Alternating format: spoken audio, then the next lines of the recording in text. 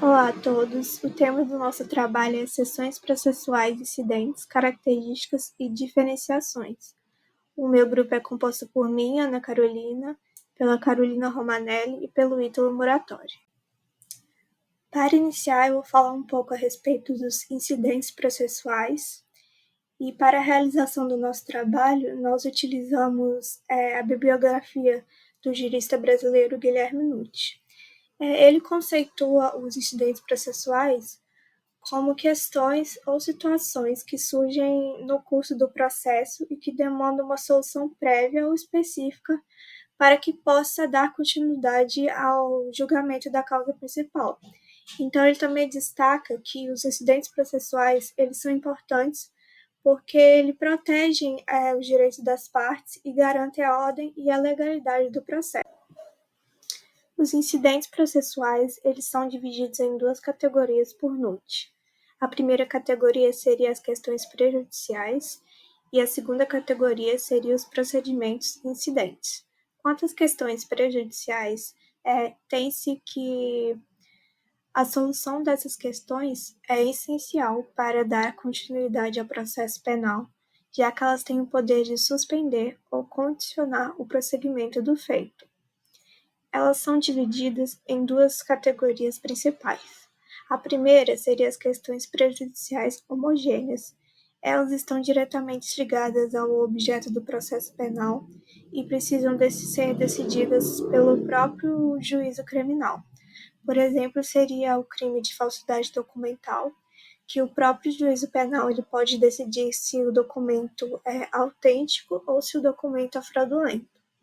Já a outra categoria, que seria as questões prejudiciais heterogêneas, elas podem ser resolvidas em outra esfera do judiciário, como o civil e o trabalhista, já que estão fora da competência do juízo penal. Um exemplo seria a verificação da validade de um contrato em caso de suspeita de estelionato. As questões prejudiciais também são divididas em outras duas categorias, que seriam as questões prejudiciais obrigatórias e as facultativas. As obrigatórias, como o próprio nome diz, a sua solução é necessária para o julgamento penal. Então, não pode haver o julgamento penal enquanto não seja resolvido essas questões. Estão presentes no artigo 92 do Código de Processo Penal. Já as facultativas, elas podem prosseguir com a análise do caso, mesmo sem a decisão da questão prejudicial. Estão presentes no artigo 93 do Código de Processo Penal. A outra categoria de divisão dos incidentes processuais seria os procedimentos incidentes. E os procedimentos incidentes, elas surgem durante o curso do processo penal e não se relacionam necessariamente com o mérito, mas interferem no andamento do processo penal. São questões que visam assegurar a regularidade do processo, se o processo é válido, e também o direito das partes.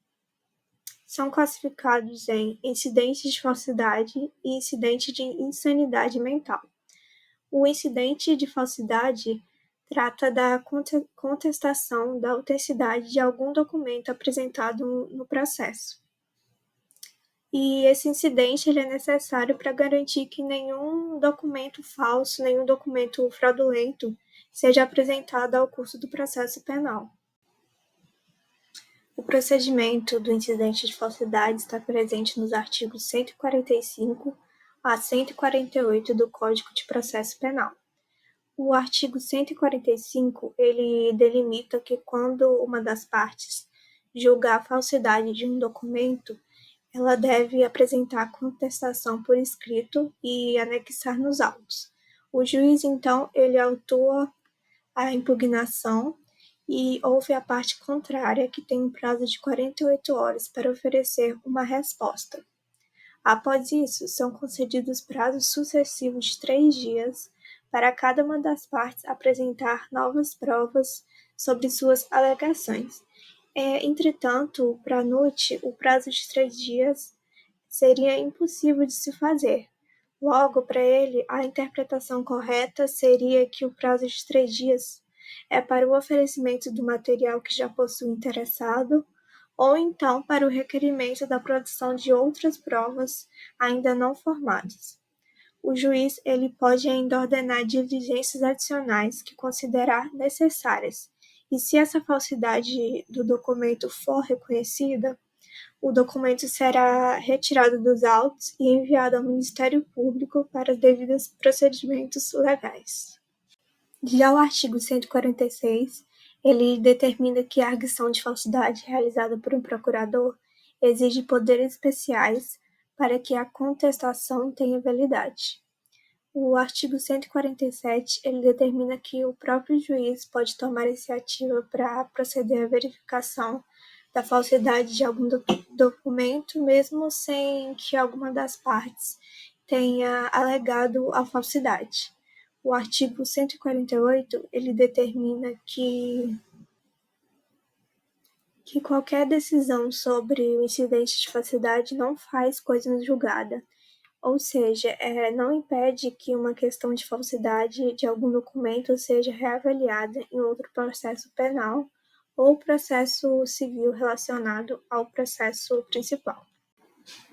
Quanto ao incidente de insanidade mental, ele serve para verificar se o réu está mentalmente capaz de responder por seus atos. Ou seja, caso exista alguma dúvida sobre a capacidade mental do acusado durante o momento da infração ou durante mesmo o processo penal. O incidente de insanidade mental está previsto nos artigos 149 a 154 do Código de Processo Penal, e o artigo 150 em específico, ele dita as condições para a realização desse exame. Caso o acusado estiver preso, ele será encaminhado ao manicômio judiciário para a realização do exame. Se ele estiver solto, ele pode ser levado a um estabelecimento adequado para que esse exame seja efetuado. Apesar do artigo utilizar esse termo manicômio judiciário, hoje em dia o termo correto seria hospital de custódia e tratamento, como já utilizado pelo Código Penal. Oi gente, eu sou a Carol e agora eu vou dar seguimento na apresentação falando das exceções processuais. Para se referir a elas, nós escolhemos utilizar a doutrina de Nutt.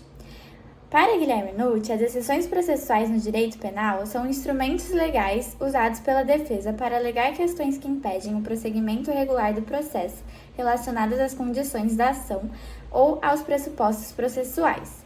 Estão previstas no Código de Processo Penal e devem ser apresentadas no momento adequado sob pena de preclusão. Elas devem ser autuadas em apartado. Isso está no artigo 396 do Código de Processo Penal e não suspendem o procedimento em andamento processual em regra. Isso está no artigo 111. Elas são classificadas também pela doutrina em exceções dilatórias ou em exceções peremptórias. As exceções peremptórias são aquelas que, se acolhidas, resultam na extinção do processo, não podendo o acusado ser processado por aquele crime em questão. Essas exceções envolvem situações de caráter definitivo, como, por exemplo, exceção de litispendência, exceção de coisa julgada e exceção de legitimidade da parte. Se procedentes, geram efeitos definitivos, extinguindo o processo e, portanto, impedindo que o acusado seja novamente processado pela mesma infração. Já as exceções dilatórias são aquelas que não extinguem o processo, mas suspendem ou retardam o andamento do feito até que a questão suscitada seja resolvida. Elas tratam de situações temporárias que não afetam a existência do processo, mas podem prejudicar o seu andamento, como, por exemplo, a exceção de suspeição e a exceção de incompetência. Essas exceções têm um efeito suspensivo ou protelatório, mas não eliminam o direito do réu de ser processado.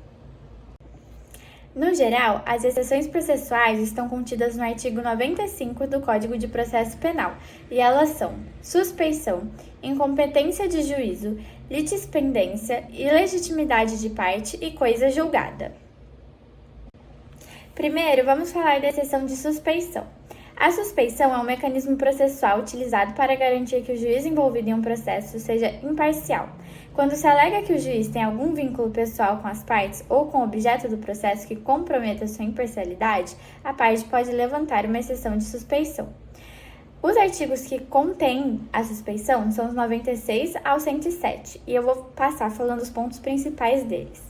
No artigo 96, a exceção de suspeição poderá ser erguida pelas partes em qualquer fase do processo, sendo considerada antes de qualquer outra, salvo quando o motivo for superveniente, ou seja, se o fato que gera suspeição surgir durante o andamento do processo, ele poderá ser alegado mesmo após o início da tramitação. O artigo 97 diz que se o próprio juiz reconhecer que está em uma situação que comprometa sua imparcialidade, ele poderá se declarar suspeito, e ele deve fazer isso por escrito. O artigo 98 fala que a parte que desejar alegar a suspeição de um juiz deve fazê-lo por meio de uma petição assinada por ela própria ou por seu advogado, incluindo as razões do pedido e as provas documentais. O artigo 98, por sua vez, fala que caso o juiz se reconheça suspeito, o processo será remetido ao juiz substituto. O artigo 100 regulamenta os procedimentos a serem seguidos quando um juiz não aceita a alegação de suspeição levantada contra ele, e os artigos 101 a 107 tratam de casos específicos e do procedimento de como a exceção de suspeição é conduzida, incluindo a possibilidade da exceção ser decidida por um tribunal superior, dependendo do grau do processo.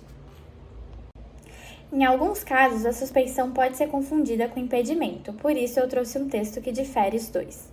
A suspeição refere-se a situações em que a imparcialidade do juiz pode ser questionada devido a fatores subjetivos, como amizade íntima, inimizade, interesse no julgamento ou relação com as partes.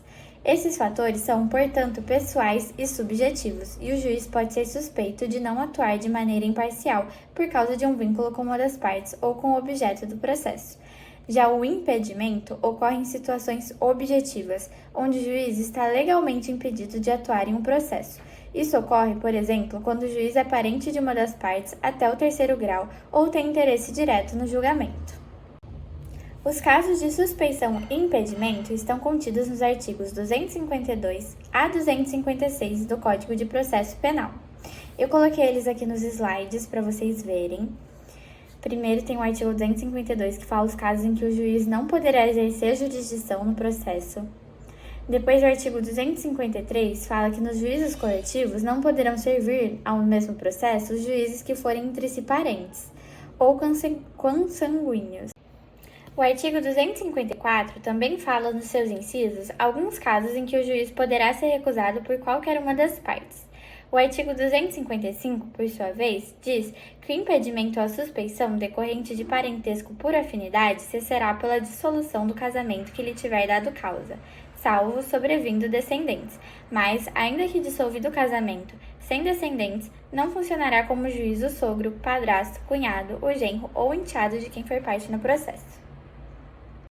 E, por fim, o artigo 256 diz que a suspeição não poderá ser declarada nem reconhecida quando a parte injuriar o juiz ou de propósito der motivo para criá-la. Bom, gente, eu sou o Ítalo e eu vou dar agora continuidade falando sobre mais alguns casos de exceção. O primeiro deles é o caso de exceção de incompetência de juízo, que está previsto nos artigos 108 e 109 do CPP.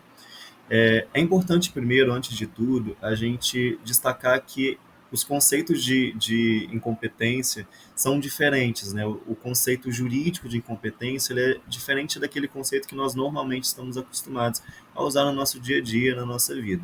O conceito de incompetência jurídica, nesse caso, ele é utilizado quando se acredita que aquele juízo, né, aquele juiz que está conduzindo o processo, ele não é competente, seja por razão de território, de matéria ou de função, para julgar aquele processo legal, aquele litígio.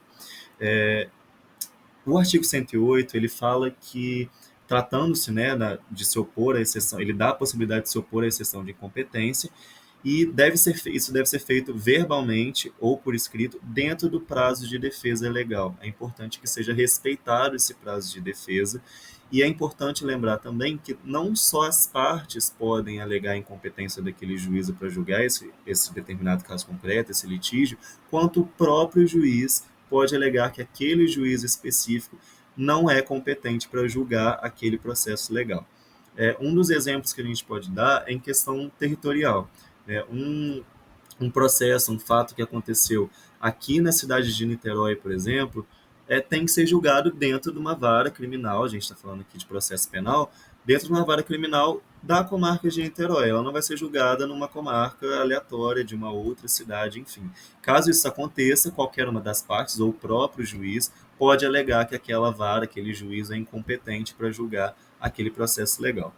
O artigo 108, no seu parágrafo 1º, ele fala o seguinte: caso a exceção de incompetência seja aceita após o Ministério Público ser ouvido, o processo ele será remetido ao juízo competente. E, nesse caso, os atos processuais anteriores são ratificados, ou seja, continuam válidos, e o processo ele prossegue normalmente em um novo juízo. Então, tudo que aconteceu antes dessa alegação, ele continua valendo, e o processo só vai mudar, né, para o juiz que seja competente, para o juízo que seja competente.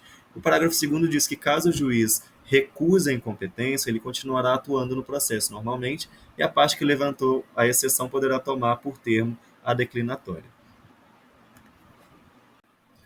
Bom, o artigo 109 do CPP ele vai falar mais especificamente daquilo que a gente já comentou, que é quando o próprio juiz reconhece a incompetência daquele juízo, né, para julgar o processo, e o artigo 109 ele vai dizer que o juiz tem que declarar isso nos autos. Isso pode acontecer em qualquer momento do processo, independente da vontade das partes.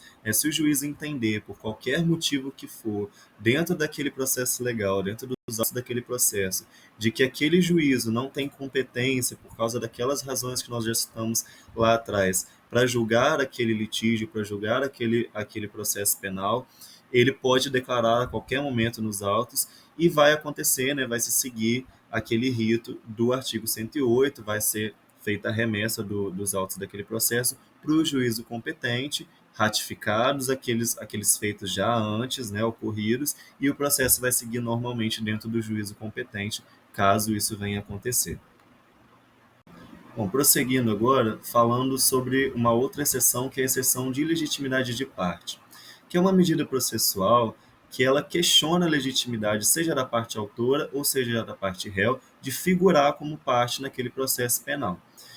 A gente tem dois tipos de legitimidade. A primeira delas é a legitimidade ativa, que é quando aquela parte que propôs a ação, que entrou com a ação no judiciário, ela na verdade não é titular daquele direito, não é titular daquele direito de agir, daquele direito de ação. E a segunda é a legitimidade passiva, que é quando a parte demandada, a parte que está sendo processada, a parte ré, não é responsável por aquela relação jurídica que fundamenta a ação penal. Um exemplo disso, por exemplo, é uma pessoa que foi acusada injustamente de um crime que não praticou, de um fato que não ocorreu, ou que ocorreu, mas que não foi com ela, foi com uma outra pessoa. Na verdade, nesse caso, seria um caso de ilegitimidade passiva, que é quando aquela parte demandada, na verdade, não tem nenhuma relação jurídica com aquele fato. Bom, a legitimidade ela também pode se referir à legitimidade ad causa e à legitimidade ad processo, que são bem diferentes daquelas primeiras que a gente citou.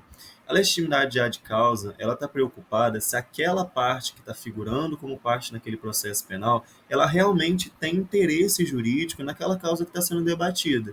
Um exemplo disso é o Ministério Público, que tem legitimidade ativa para ingressar como ação penal, enquanto a parte ré vai ter legitimidade passiva, que está sendo processada, que é sobre quem está recaindo a acusação e quem vai se defender daquilo ali. Já a legitimidade ad processo, ela fala mais sobre a capacidade daquela parte de figurar como uma pessoa de direitos dentro daquela relação jurídica, dentro daquele processo penal. Um exemplo disso é um menor de idade, menor de 16 anos, que é plenamente incapaz e que não pode ter legitimidade ad processo nesse caso. Ele precisa de um responsável legal que vai representar ele no processo, né? Ou seja, a legitimidade ad processo de uma pessoa relativamente incapaz, aí vai depender do caso, que talvez precise ali de um representante ou não, isso aí vai variar do caso concreto para caso concreto. Bom, essa exceção está prevista também no artigo 110 do CPP, e ele regula tanto a legitimidade de parte contra as outras exceções, como a litispendência e a coisa julgada, que a gente ainda vai falar lá na frente. No parágrafo 1º do artigo 110, ele fala que caso a parte pretenda opor mais de uma dessas exceções, ou seja a exceção de litispendência, ou de legitimidade, ou de coisa julgada, ela tem que ser feita em uma única petição, ou articulada, né, numa só petição articulada, e consolidando todas essas alegações para que elas sejam analisadas em conjunto. E no caso específico de exceção de coisa julgada, ela somente poderá ser julgada em relação ao fato principal que tenha sido objeto de uma sentença. A gente ainda vai falar sobre a exceção de coisa julgada, mas a gente já adiantando que também já o próprio artigo 110 já versa sobre todos esses temas. Como eu disse anteriormente, a gente vai falar agora também sobre a exceção de litispendência. A litispendência é um instituto jurídico que ocorre quando o juiz ele entende que existem duas ou mais ações idênticas tramitando ao mesmo tempo dentro do sistema judiciário. Para elas serem idênticas, elas têm que ter exatamente as mesmas partes, sejam ativas e passivas, elas têm que ter o mesmo objeto e a mesma causa de pedir. Quando o juiz ele entende, né, que essas ações são idênticas, duas ou mais ações tramitando ao mesmo tempo exatamente iguais, ele pode decretar litispendência. Nesse caso, só a ação que ingressou primeiro, né, a primeira que ingressou dentro do sistema judiciário, continua valendo, continua tramitando, enquanto as que vieram posteriormente vão ser extintas sem o julgamento do mérito daquela causa. Isso é feito para evitar algumas, por exemplo, decisões conflitantes, quando dois processos idênticos têm decisões diferentes, isso causa uma insegurança jurídica muito grande. Por economia processual também, nós sabemos que para um processo tramitar dentro do sistema judiciário tem um aparato muito grande que é movimentado, muitos recursos jurídicos, administrativos, então realmente também para fazer essa economia processual e, claro, para preservar a celeridade processual. Nós bem sabemos que hoje o sistema judiciário brasileiro está extremamente sobrecarregado e a gente ter processos idênticos tramitando dentro do sistema judiciário não ajudou em nada na celeridade processual. A última exceção é a exceção de coisa julgada.